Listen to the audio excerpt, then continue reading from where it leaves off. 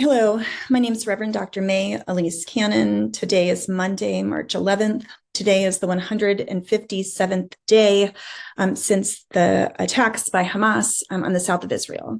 Today, I wanted to give an update just about several facts and realities that are happening in Gaza, in Israel, in terms of the overall situation. So news surfaced of an UNRWA report, the UN refugee agency that responds to Palestinian refugees.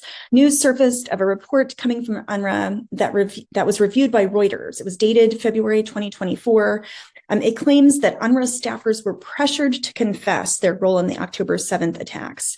The UN Agency for Palestinian Refugees said that some of their employees that were released into Gaza from Israeli detention reported having been pressured by Israeli authorities into falsely stating that the agency has links to Hamas and that staff took part in the October 7th attacks. The document says several UNRWA Palestinian staffers had been detained by the Israeli army. And it added that the ill treatment and abuse they said that they had experienced included severe physical beatings, waterboardings, and threats of harm to family members. UNRWA had fired 12 staffers earlier this year following allegations from Israel that they had actively participated in Hamas's onslaught on October 7th. Again, that's reported by Reuters. The Israeli Defense Forces presented a plan for the full dismantling of UNRWA in the Gaza Strip and West Bank. That was to the Israeli government. Despite requests from the IDF, the government has not explained how it will find a replacement for the distribution of aid and the services that UNRWA provides in the Gaza Strip. Today, U.S. CENTCOM said that it had airdropped humanitarian aid into North Gaza.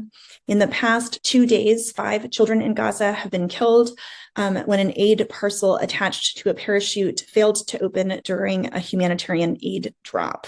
It malfunctioned and is what caused the children's death.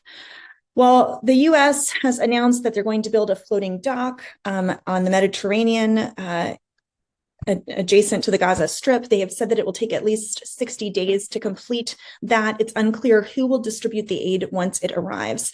Hamas sources and clan leaders in Gaza told an Israeli news outlet that adding, after 5 months of fighting, only Hamas has the capability to oversee that process. There's no other organization, including UNRWA or the Red Cross, who's currently capable of conducting such a large operation.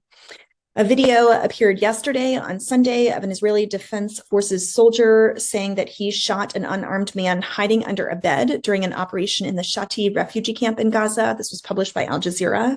In response, the Israeli Defense Forces said they had been operating in a complex combat area under fire when a shot was fired and an unarmed man suspected of being a terrorist was moving towards the soldier who had come in to scan the house, but the circumstances of the case are unclear. In terms of a full-on ground invasion into Rafah, this is something we've been paying a lot of attention to. The Israeli Defense Forces said it will not happen anytime soon. That was reported to CNN. The Israeli Defense Forces is not yet prepared and has not yet completed plans to evacuate civilians. You may recall the U.S. has said that there has to be a plan to evacuate the more than 1 million plus civilians who have been displaced into the southern area of the Gaza Strip. They're expecting that plan will take at least 2 weeks. They've also said the Israeli cabinet has not yet approved plans for the attack. The president of the International Committee of the Red Cross flew to Qatar on Sunday to discuss the humanitarian situation in Gaza, where he met with Hamas's political chief, Ismail Haniyeh, and other Qatari officials. And a Hamas-linked website warned Palestinians against cooperating with Israel in order to secure aid convoys, saying that those who did so would be treated as collaborators and would be handled with an iron fist. As of the most recent numbers, the health ministry in Gaza said the death toll is at 31,112 Palestinians killed. Wounded numbers are now at 72,760 wounded since October 7th. I've been using the statistic of 100 Palestinians a day, but if you just take that number, 31,112 Palestinians. And if you consider that today is the 157th day since October 7th, and I encourage you to do the math, more than 31,000 Palestinians killed in 157 days. And the number is actually a lot more than 100 Palestinians being killed every day. In Israel, 730 Israeli academics called on the Israeli government to take urgent measures to prevent starvation in Gaza before the humanitarian catastrophe gets out of control, causes mass death, and becomes an indelible stain. So that is coming out of news in Israel. Heads of the Northern Israeli Regional Councils demanded that the government provide a clear definition of goals, objectives, and a timetable for the war in the north. Communities in the north have been preparing for what will happen if the war with Hezbollah. It's not actually been declared a war, but those hostilities have continued. And so they have been preparing for in case things escalate in the north. On Sunday in the Netherlands, Israel's President Herzog faced pro-Palestinian protesters who threw eggs and lit off fireworks as he opened up the new Dutch National Holocaust Museum in Amsterdam. In terms of ceasefire negotiations and conversations about the return of the hostages, Egypt has been in contact with senior Hamas and Israeli figures. Yesterday, they are making an effort to try to restart a truce conversation related to the Gaza Strip. It seems like the idea of a 6-week temporary ceasefire is off the immediate table. At least the news has been reporting today that the United States is trying to promote a short pause of just 2 to 4 days in the fighting, according to the Egyptians, a move that is supposedly promoted by the CIA head William Burns, who has been in Cairo and then met with the Mossad chief, David Barnea. Last night was the beginning of Ramadan, March 10th. And yesterday, police prevented hundreds of young Palestinians from entering the Al Aqsa Mosque for the first prayer during the month of Ramadan, contrary to the Prime Minister Netanyahu's promise that there would be no restrictions on the freedom of worship. Jordan's Foreign Minister Safadi said restrictions imposed on Muslim worshippers are pushing the situations towards an explosion. In the US, President Biden said that Netanyahu, prime minister, is hurting Israel more than helping in an interview with MSNBC. And Netanyahu responded and said, I don't know exactly what he meant, but the attempt to say that my policies or my private policies are not supported by most Israelis is false. Now, the protests against Netanyahu would seem to indicate that he is not really in touch with reality. That's my commentary.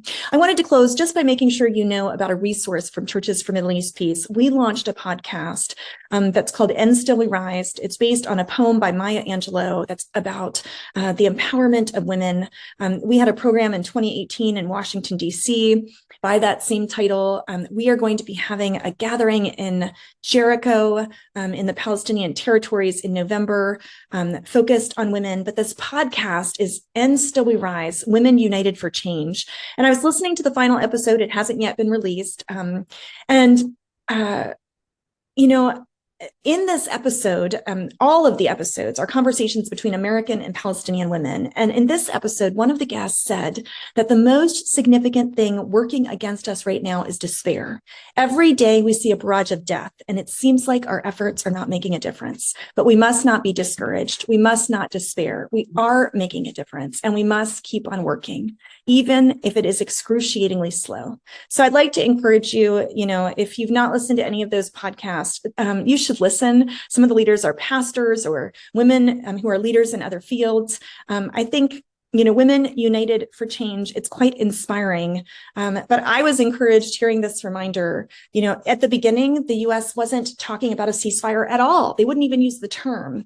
And now, there are small incremental signs of change. Now there are sanctions against extremist settlers, and that is a mechanism in place. So our efforts are making a difference, and it's not fast enough, and we need to continue working, but don't give up hope in that regard.